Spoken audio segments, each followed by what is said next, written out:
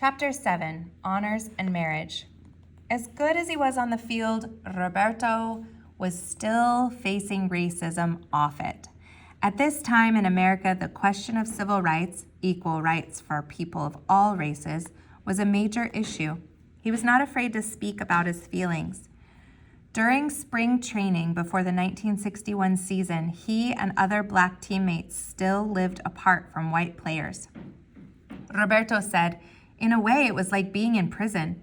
Everybody else on the team has fun during spring training. They swim, play golf, and go to the beaches. The only thing we can do is put in time until we head north. It's no fun." Roberto watched the news about the civil rights movement closely. He greatly admired its leader, Dr. Martin Luther King Jr. Dr. King later visited Puerto Rico and spent time with Roberto and his family.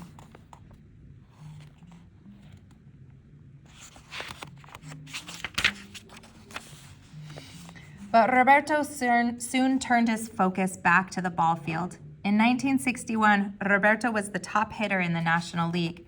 His batting average of .351 was better than any other NL player. Along with improving his hitting, Roberto continued to be a fantastic right fielder. After the 1961 season, he won the Gold Glove, given to players for fielding excellence. Players and coaches vote to choose the best player at each position in each league. Roberto would go on to win the Gold Glove award every season after that.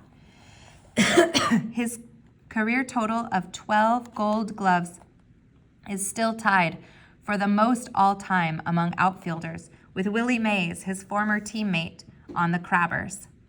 After the 1961 season, Roberto was given a silver bat trophy for his batting title.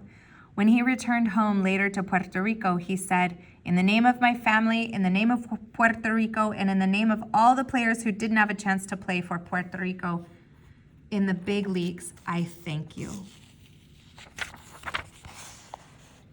Whenever he could, Roberto talked about Puerto Rico. He was enormously proud of his island home. He returned there every autumn throughout his career. He was thankful to the older players who had helped him learn the game, and he spent as much time as he could helping younger players improve their skills.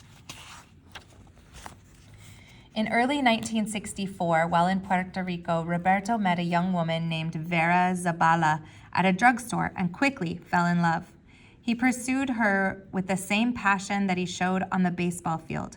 Vera Zabala was 22 years old and had a job at a bank.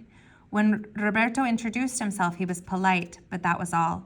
She knew he was one of the most famous people on the island, but she was not a baseball fan.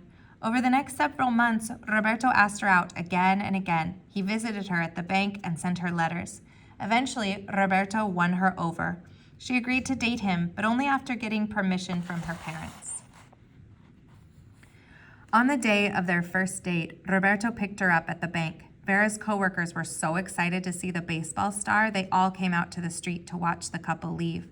Roberto was in a hurry. "The first time he came to my home, Roberto said he was going to marry me," Vera remembered. A few dates later, he brought pictures of houses. He also brought a diamond ring. He soon went to Vera's father and asked if he could marry her. Mr. Zabala was afraid that Roberto was a big star who would want to date many other women. "I can walk down the corner and probably get 10 girls, Roberto told him, "but I don't care. The woman I love is here."